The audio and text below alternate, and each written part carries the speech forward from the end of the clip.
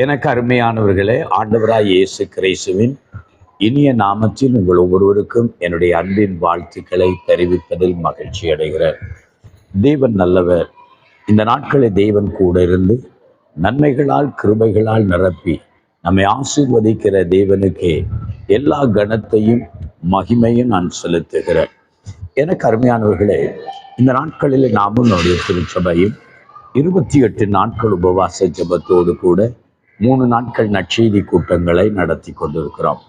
தேவன் அற்புதமாய் அதிசயமாய் இவ்வூழியத்தையும் திருச்சபையையும் ஆசீர்வதித்து வருகிறதை நாம் பார்க்கிறோம்.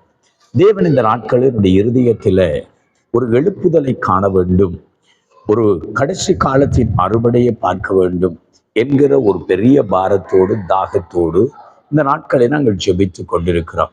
என்னுடைய இருதயத்தின் வாஞ்சை, நாம் இந்த காலத்தில் இந்த தேசத்தில் ஒரு எழுப்புதலை பார்க்க வேண்டும்.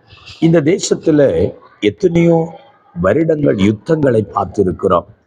அங்கே இந்த தேசத்தில் இயற்கை அனர்த்தங்களை பார்த்திருக்கிறோம். இந்த தேசத்தில் கொள்ளை நோய்களை பார்த்திருக்கிறோம். ஆனால் எங்களுடைய கண்கள் இன்னும் ஒரு எழுப்புதலை பார்க்கலையே. அதனால் ஒரு எழுப்புதலை பார்க்க வேண்டும் என்று இந்த நாட்களில் ஜெபித்து கொண்டிருக்கிறோம். தேவன் இந்த கடைசி காலத்தில் அதை செய்வார் என்று நம்புகிறேன். தாகம் உள்ளவன் மேல் தண்ணீரையும் வறண்ட நிலங்கள் மேல் அவர் ஆறுகளையும் ஓட பண்ணுகிறவர். தேவனுடைய காரியத்திலே நீங்களும் பாரத்தோடு வாஞ்சியோடு தாகத்தோடு ஜெபித்தால் நீங்களும் நிச்சயமாய் அதை பார்ப்பீர்கள். இந்த காலத்திலே தேவன் என்னுடைய வாழ்க்கையில் ஒரு வார்த்தையை உணர்த்துகிறதை வைக்கிறதை நான் பார்க்கிறேன். ஏசாயாவின் புஸ்தகம் 35ஆம் அதிகாரம் 1வது வசனம் இப்படி சொல்லுகிறது: வனாந்தரமும் வறண்ட நிலமும் மகிழ்ந்து கடுவழி களி கூர்ந்து புஷ்பத்தை போல செழிக்கும். வனாந்தரமும் வயல் வறண்ட நிலமும் அங்கே செழிக்கும். அது என்ன நடக்கிறது?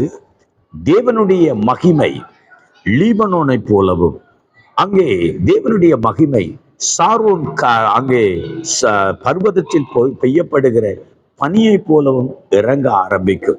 அப்பொழுது ஜனங்கள் தேவனுடைய மகிமையை காண்பார்களாம். 2வது வசனம் சொல்லுகிறது: அவர்கள் கர்த்தருடைய மகிமையும் நமது தேவனுடைய மகத்துவத்தையும் காண்பார்கள்.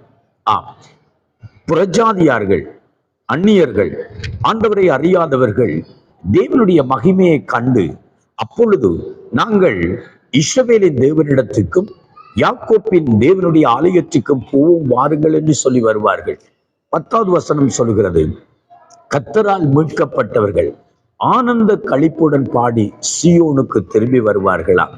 ஆம், வறண்டனும் அங்கே வனாந்திரமும் மகிழ்ந்து களி கூறுகிற காலம் நம்முடைய வாழ்க்கையில பார்க்கும்போது ஒரு வனாந்திரமான வறண்ட நிலமான வாழ்க்கை ஊழியங்களை போல் இருந்தாலும் கடைசி காலத்தின் எழுப்புதலின் காலத்துல அது புஷ்பத்தை போல செழித்து பூத்து கனி கொடுக்கிற காலமா அது மாறும்.